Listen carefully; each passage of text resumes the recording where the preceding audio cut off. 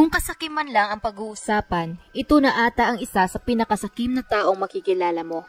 Kung saan, hindi lamang niya isang beses na pinagkakitaan ang pagkamatay ng kanyang asawa, kundi gumawa pa talaga siya ng libro para lamang magkapera sa kanyang peking pagluluksa.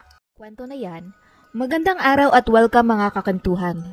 Kung kayo ay bago lang sa channel na ito at mahilig kayo sa mga true stories, true crime at kakaibang kwento, please subscribe and i-turn on ang notification bell para lagi kayong updated sa ating mga videos. At ngayon, simulan na natin ang kwentuhan. Mga bandang alas 9 ng gabi noong March 3, 2022, isang 31-year-old na babae na nagngangalang Cory Richans ang pinapatulog ang kanyang tatlong maliliit na anak sa kanilang kwarto. Pagkatapos noon, bumaba ito sa kusina sa loob ng kanilang mamahaling bahay sa suburban Utah. Pagkadating doon, tinawag niya rin ang kanyang asawa na si Eric upang masamahan siya nito. Si Cory kasi ay may malaking balita na kakatanggap niya lang ng araw na iyon at ngayon natulog na ang kanilang mga anak, maaari na niya itong ibahagi kay Eric upang ma-celebrate nila ito ng magkasama at magsalo sa konting inuman. Ilang minuto ang lumipas, pumasok din si Eric sa kusina kung saan sinalubong siya ni Cory at inabutan ng inumin bago niya ito niyaya na magpunta sa kanilang kwarto. Pagkaupo nila sa kama, sinabi na ni Cory ang malaking balita na ang kanyang maliit na real estate company ay nakatanggap ng notice ng araw na iyon na malapit na nilang mai-close ang deal para sa isang magandang 20,000 square feet na mansyon sa Utah para sa halagang $2 milyon. Ngayon, alam ni Cory na kapag nabili na niya ang property na ito, pwede siyang gumawa ng iilang renovations doon at mabilisang maibenta ito sa halagang $3 million. Nang ibig sabihin, maaari siyang kumita ng $1 milyong na profit. Ilang taon nang pinapalago ni Cory ang kanyang real estate na kumpanya, pero ang deal na ito ang pinakauna niyang malaking break. Si Cory at Eric ay nakatira sa mas conservative na parte ng Utah, kung saan inaasahan sa komunidad nila na ang mga katulad ni Cory ay manatili lamang sa loob ng bahay para mag-alaga ng mga anak at maging mabuting asawa. Kaso hindi lang iyon ang pangarap ni Cory. Gusto niya rin na magkaroon ng professional na career na pwedeng pumantay sa pinagkakakitaan ng kanyang asawa. Si Eric kasi ay may pinapatakbo ding matagumpay na masonry company na nagpapahintulot sa kanilang pamilya na magbakasyon sa Mexico o di naman kaya sa Spain kada taon. Dahil din doon, na-afford ng pamilya ang mamahaling property sa cul-de-sac. Si Cory ay nanatili naman sa bahay nila ng mahabang panahon, lalo pa nung maliliit pa lang ang kanilang mga anak. Pero ngayon na sila ay 5, 7 at 9 na taong gulang na, napasya na lamang ang mag-asawa na mag-hire ng yaya na nagpahintulot kay Cory na ipagpatuloy na din sa wakas ang kanyang mga pangarap. Kaya nang may sobrang kasiyahan, nagto silang mag-asawa at sinelebrate ang tagumpay ni Cory na ito at pinag-usapan kung gaano pa mas magiging mabuti ang kanilang buhay dahil doon. Di tumagal nang matapos na ang kanilang mahabang pag-uusap, nagpasya na ang dalawa na magpahinga at matulog dahil pareho din silang pagod.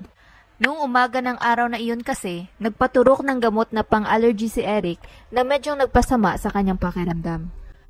Ngunit nung patulog na sila, bigla na lang nilang narinig ang kanilang 7 taong gulang na anak na umiiyak, na kinakailangan muling bumangon ni Cory para puntahan ito.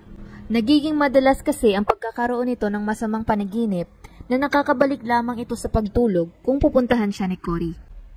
Kaya pagkatapos niyang pumasok sa kwarto ng anak at tinabihan ito, pareho na silang nakatulog doon. Ilang oras ang lilipas, nagising si Cory at nakita niya ng mga alas 3 na ng madaling araw. At dahil mahimbing na din namang natutulog ang anak, nagpasya na ito na bumalik sa kanilang kwarto. At pagpasok doon, nakita niyang tulog na si Eric, kaya dahan-dahan siyang tumabi rito bago niyakap ang asawa at hinila ang kumot para sa kanilang dalawa. Ngunit sa mismong puntong ginawa niya ito, may napansin siyang kakaiba. Naramdaman niya na ang katawan ni Eric ay sobrang napakalamig na agad siyang napaupo sa higaan upang gisingin ito. Pero kahit anong gawin niyang tulak dito, hindi man lang ito gumigising o kumikilos man lang. Doon na nagsimulang magpanik si Cory na sinubukan niya ring tawagin ng ilang beses ang pangalan ng asawa, pero kagaya kanina, hindi pa rin ito sumasagot. Dahil doon, tumalon siya mula sa higaan para kunin ang kanyang telepono at tumawag na sa 911. Pagkasagot ng dispatcher, Umiiyak na nagpapaliwanag si Cory kung ano ang nangyari sa kanyang asawa habang nakatingin siya dito na nakahiga pa rin at hindi kumikilos. Ilang minuto lang pagkababa ng tawag, narinig na niya ang tunog ng mga sirena ng ambulansya na tumakbo siya agad sa baba para pagbuksan sila ng pinto. Pagdating ng paramedics kay Eric, agad nilang sinubukang i-revive ito pero wala na talaga at huli na ang lahat. Noong simula, ang mga first responders ay walang ideya kung ano ang dahilan ng pagkamatay ni Eric, lalo pa at mukha naman itong healthy at fit na tao. Isang araw pa nga ang nakakaraan, nag-jogging pa ito ng 8 milya at mahilig din ito mag-hiking. Kaya ang ideya na bigla na lang itong namatay ay talagang kahina-hinala. Sa inisyal na investigasyon pa ng pulisya, may nakita silang walang laman na bote ng painkillers sa may bedside table na tabi ng higaan ni Eric. Kaya naisip nila na baka na-overdose ito dahil sa gamot. Ngunit pagka-check nila ng bote, naging klaro sa kanila na ito ay sobrang luma na siguradong matagal na itong walang laman. Nang tinanong naman nila kung ano sa tingin ni Cory ang nangyari, hindi ito makasagot ng maayos dahil sa shock at sinabi niya lang na hindi niya alam at wala rin siyang ideya. Pero binanggit niya rin ang tungkol sa allergy shot nito isang araw ang nakakaraan at kung anong naging epekto nito sa kanyang asawa.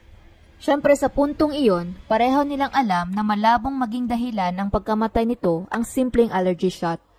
Kinonsidera din nila ang anggulo ng suicide, kaso wala namang dahilan si Eric para saktan niya ang sarili. Isa itong devoted at mapagmahal na ama sa kanyang mga anak at pumupunta pa nga ito sa lahat ng events na sinasalihan nila. At ang business niya ay sobrang malago din. Kaya sa huli, sinabihan na lamang nila si Cory na kinakailangan pa din nilang gumawa ng investigasyon para tingnan kung ano talaga ang nangyari at patuloy silang makikipag-ugnayan dito. Si Cory naman ay tumango lang na parang hindi masyadong nagkikinig dahil lang nasa isip niya ng puntong iyon ay ang kanilang 3 anak na natutulog pa din at kung paano niya sasabihin sa mga ito na wala na ang kanilang ama.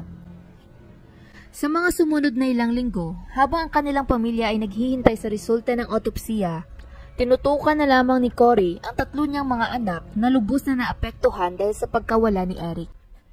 Si Eric kasi ay isang hands-on na ama na ang pagkamatay nito ay malaking kawalan sa buhay ng 3 mga bata.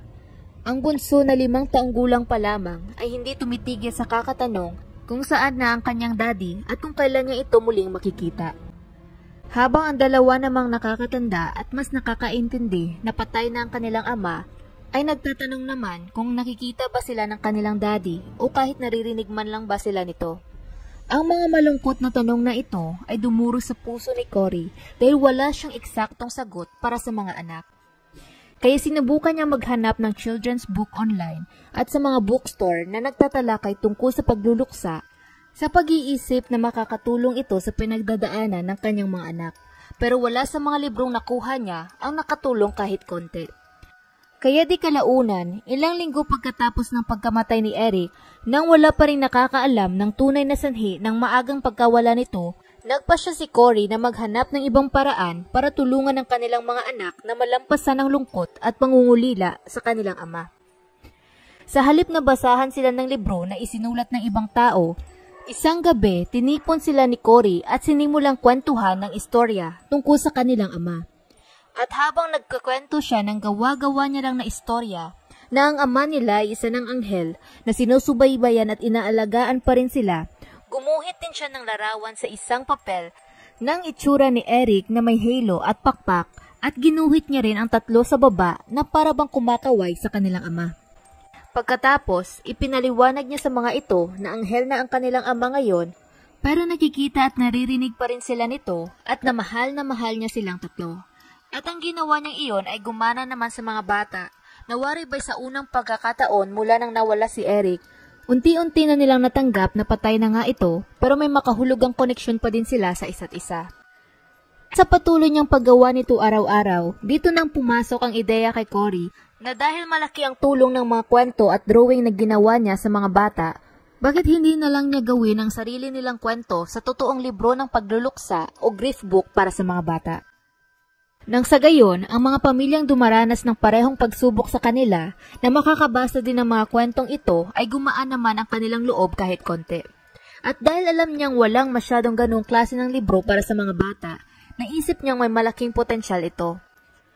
Kaya noong April 13, 2022, 6 na linggo ang nakalipas mula ng pagkamatay ni Eric, kung saan ilang linggo na ring sinimulan ni Cory at ng kanyang mga anak ang pagsusulat ng grief book.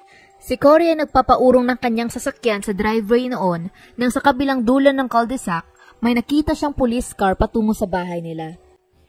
Ito ay ang lead detective sa kaso ni Eric na si Detective Woody. Kaya habang papalapit na ito sa kanila, kumaway ito kay Cory para sanyasan ito na tumigil muna saglit. At pagkakita ng isa dito, itinabi niya muna ang kanyang sasakyan at saka lumabas para puntahan ang detective. Nang nagkaharap na sila, sinabi sa kanya ng detective na may malaking balita siya para sa kanya. At hindi ito gaanong maganda pero alam niyang kinakailangan niyang sabihin ito ng personal at agad-agad. Ayon sa kanya, dumating na ang resulta ng autopsiya at lumalabas na hindi namatay si Eric dahil sa natural na sanhi. Ito ay namatay mula sa fentanyl overdose. Ang fentanyl ay isang napakalakas na opioid na kadalasang hinahalo sa heroin, na kahit ang konting dose lang nito ay maaari nang makapatay ng tao. At sa autopsiya ni Eric, nakita nila na meron itong 5 beses na mahigit sa lethal dose ng fentanyl sa kanyang katawan. Pagkarinig nito, ikinagulat yun ni Cory dahil hindi naman gumagamit ng pinagbabawal na gamot ang kanyang asawa, kaya hindi niya lubos maisip kung paano nangyari iyon. Ang detective ay naunawaan naman ito kaya tumango na lamang siya at sinabi na yun talaga ang lumabas sa kanilang eksaminasyon. At ngayon, kinakailangan nilang hanapin kung saan nagmula ang fentanyl na ito na ang ibig sabihin, sisiyasatin nila ang lahat ng electronic devices sa bahay upang tingnan kung may makikita ba silang komunikasyon sa pagitan ng kanyang asawa at kung sino man ang nagbigay sa kanya ng fentanyl. Pumayag naman doon si Cory pero mabilis nitong naalala na ang business partner ni Eric na si Cody Wright ay kinuha ang laptop nito ilang araw lang pagkatapos nitong mamatay. Hindi alam ni Cory kung bakit kinuha ni Cody ang laptop pero siya at ang mag-asawa ay medyo may maliit na hindi pinagkakasunduan sa loob ng ilang taon na. Si Cody at Eric ay malapit na magkaibigan nang sinimulan nila ang kanilang masonry business mga 10 taon na ang nakakaraan. Pero sila ay nagkaroon ng hindi pagkakaunawaan ilang taon lang pagkatapos noon. Ang dalawa kasi ay pumunta sa isang lugar para mag-hunting kung saan sa isang punto si Eric ay may illegal na binaril at napatay na isang bull elk at nireport yun ni Cody pagkatapos nila makauwi sa mga game wardens. Bilang resulta, nasangkot sa gulo si Eric at naban ito sa paghahunting sa kahit saan lugar man sa Utah. Sa kabila noon, nagawa pa rin naman nilang patakbuhin ng maayos ang kanilang negosyo ng magkasama. Ngunit klarong-klaro na ang kanilang pagkakaibigan ay nasira na mukhang hindi na ito maayos pa. Hindi na idinitalye ni Cory ang mga problemang meron sina Eric at Cody, pero syempre, binanggit ni Cory sa mga detective na kung gusto nila ng access sa laptop ni Eric, kinakailangan nilang kausapin si Cody dahil kinuha niya ito at baka may alam din ito sa totoong nangyari sa asawa niya at sa pag-overdose na ito nang higit pa sa pinapakita niya. Pagkabigay ng impormasyong iyon, nagpasalamat ang detective at agad na sinimulan ang kanilang pag-iimbestiga sa lahat ng devices ng pamilya sa mga sumunod na araw. Kinausap din nila si Cody pero wala silang mahanap na kahina-hinala na nagpapakita na ito ay may kinalaman sa nangyari kay Eric. At maliban kay Cody, wala na rin silang bagong impormasyon at lead na nakuha, kaya ang investigasyon ay naudlot ng kaunti na kinakailangan nilang tumigil para mag-obserba pa sa sitwasyon. Habang ang kanilang pamilya ay naghihintay na may lumabas pa na mga lead sa kaso, si Cory ay tinuon na lamang ang kanyang atensyon sa pag-aalaga sa kanyang mga anak at sa pagsusulat ng grief book kasama ang mga ito. Sa wakas, noong March 5, 2023, halos eksaktong 1 taon pagkatapos mamatay ni Eric, natapos na din nila ang grief book na kanilang ginagawa. Sinelf-publish ito ni Cory sa Amazon sa ilalim ng pamagat na Are You With Me? Di naman tumagal, naging patok ang libro na ito lalo na sa mga magulang na may nagluluksang anak. At habang bumubuhos ang mga 5-star review para sa kanyang libro, nakatanggap din ito ng mga request para sa interview mula sa lokal na media para pag-usapan ng tungkol sa kanyang aklat kung saan niya nakuha ang inspirasyon para dito at kung kamusta na rin ang kanyang mga anak. Si Cory noon ay walang ideya na ganun ka magiging matagumpay ang kanyang libro, kaya nang simula, medyo may pag-aalinlangan pa ito sa pagpapa-interview. Pero di kalaunan, nagpasya din ito na mag-oo sa lahat ng mga request sa kanya dahil sobrang proud ito sa kanilang ginawa at alam niya si Eric ay magiging masaya din doon. Gayunpaman, ang hindi alam ni Cory, may hindi inaasahang konsekwensya siyang makukuha mula sa paglabas ng librong ito. Simula ng pagkawala ni Eric taong 2022, hindi tumigil ang mga otoridad sa pag-iimbestiga sa kaso at sa paghahalughog sa lahat ng posibleng lead sa kanilang mga telepono at iba pang electronic devices. Kung saan sa wakas, may nakita silang kakaiba na alam nilang ito ay may kinalaman sa kaso ni Eric. Ang problema lang, wala pa silang ebidensya para patunayan ito kaya ang ginawa nila ay naghintay muna sa mga sumunod na nangyari. At ito na nga ay ang pag-publish ng libro ni Cory kung saan nakakuha ito ng maraming atensyon sa media. At dahil din sa atensyong iyon, ang hindi pa nasusulbang pagkamatay ni Eric ay nakakuha din ng pansin ng mga tao. Kalaunan, ang ilang mga tao na nakakita ng lahat ng mga balitang ito tungkol sa unsolved na kaso ni Eric ay nakipag-ugnayan sa pulisya at nagsabi na hindi talaga ito basta na overdose lang sa fentanyl, kundi siya ay sadyang pinatay. At halos silang lahat na tumawag sa pulisya na nagbigay ng pinaghihinalaan nilang killer ay pare-pareho ang binanggit na pangalan. Sa katunayan, ito din ang parehong taong pinaghihinalaan ng pulis sa Utah nang simula pa lamang dahil sa mga kakaibang bagay na nakita nila nang sinuri nila ang mga electronic devices ng pamilya. Kaya nito lang May 8, 2023, pagkatapos nilang matanggap ang lahat ng tips tungkol sa kung sino ang pumatay kay Eric, naramdaman ng pulisya na may sapat na silang dahilan upang gumawa ng pag-aresto. Ngayon, hindi pa talaga tiyak kung ano ang eksaktong nangyari dahil ang kasong ito ay ongoing pa at patuloy pa rin ang paglilitis. Ang mga sumusunod ay ang pinaghihinalaan ng mga prosecutor na totoong nangyari kay Eric noong March 2, 2022 sa gabi ng kanyang pagkamatay. Nang gabing iyon, si Eric ay nasa taas ng kanilang kwarto nang narinig niya si Cory mula sa kanilang kusina na tinatawag siya. Kaya sumunod naman siya dito at bumaba doon at pagkatapak niya sa kusina, nakita niya ang kanyang asawa na nakangiti at inabutan siya nito ng inumin. Doon na ito nagsabi na siya ay may magandang balita na ipagdidiwang nila. At pagkatapos nilang umakyat sa kwarto at binahagi nga ni Cory ang tungkol sa malaking real estate deal na nakuha niya at kung gaano kalaking pera ang kikitain niya mula rito, nagtu silang dalawa at ininom ang kani-kanilang baso. Ang inumin na ginawa ni Cory para sa kanilang dalawa ay ang tinatawag na Moscow Mule. Gawa ito sa ginger beer, vodka at lime. Pero nang ginawa ni Cory ang Moscow Mule para kay Eric, may dinagdag siyang isa pang sangkap. Ito ay ang isang lethal dose ng fentanyl. Ang lumalabas, si Cory ay matagal nang nagnanakaw ng pera mula sa mga bank account ni Eric at ito ay natuklasan na niya. Napag-alaman din ito na si Cory ay may kinuhang sobrang malalaking loans na pinangalan niya sa kanilang pamilya at ikinadismaya niya din ito ng lubos. Sa katunayan, sobrang galit si Eric kay Cory na gusto niyang kumuha ng divorce. Nang panahon na iyon, nakikipag-usap na ito sa mga divorce lawyers at sinisigurado niya na kapag na-finalize na ito, hindi na mahahawakan ni Cory ang perang kanyang nilaan para sa mga bata. Pero dahil nakaramdam din si Cory sa mga balak gawin ni Eric, nang ibig sabihin ay mawawalan siya ng source ng pera, inunahan niya na ito at kumuha ng $2 million na insurance policy at saka pinatay ito. Di tumagal pagkatapos noon para tulungan ang kanyang mga anak na lubos na nagluluksa sa pagkawala ng kanilang ama na siya rin ang dahilan.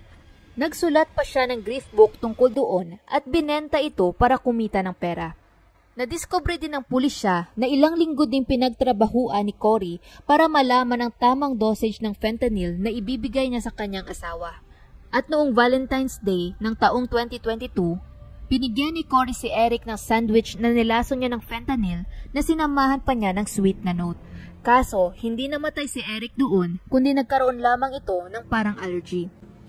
Kaya gumawa si Cory ng mas malakas pa na dosage ng fentanyl na nilagay naman niya sa inumin ng asawa noong March 3, 2022. At sa pagkakataong iyon, naging matagumpay na siya sa paglason sa asawa. Ang kwentong binigay ni Cory sa mga first responders na dumating para subukan sanang iligtas si Eric ay uminom daw sila ng konti bago matulog. Pero kinakailangan nitong bumangon para puntahan ang kaniyang anak Napagkabalik niya sa kwarto bandang 3 AM, doon na daw niya nakita ang malamig na bangkay ng asawa, kaya tumawag siya agad ng 911. Pero ang totoo, pagkatapos niyang lasunin ang kanyang asawa at nakahiga ito sa kama na dahan-dahang namamatay dahil sa overdose, bumangon lang ito para lumabas sa kwarto at ilang oras na nagpalakad-lakad sa loob ng bahay. At habang ginagawa niya iyon, nagsisearch ito sa Google ng mga bagay kagaya ng paano sirain ang mga electronic na ebidensya at luxury prisons para sa mayayaman sa Amerika. Ang mga ito ay ang kahina-hinala at hindi karaniwang bagay na nakita ng pulisya nang tiningnan nila ang mga cellphone ng pamilya. Pero kahit gustong-gusto nilang isipin na si Cory ay may kinalaman sa pagkamatay ng kanyang asawa, wala silang sapat na ebidensya para arestuhin ito. Gayunpaman, pagkatapos niyang i-publish ang kanyang isinulat na grief book at gumawa pa ng tour upang i-promote ito, ang pamilya ni Eric na napanood ito sa TV at naririnig din nila sa radyo ay hindi na natiis ang kanilang nararamdamang pandidiri at pangingilabot dahil naniniwala sila na si Cory ang pumatay kay Eric dahil sa pera.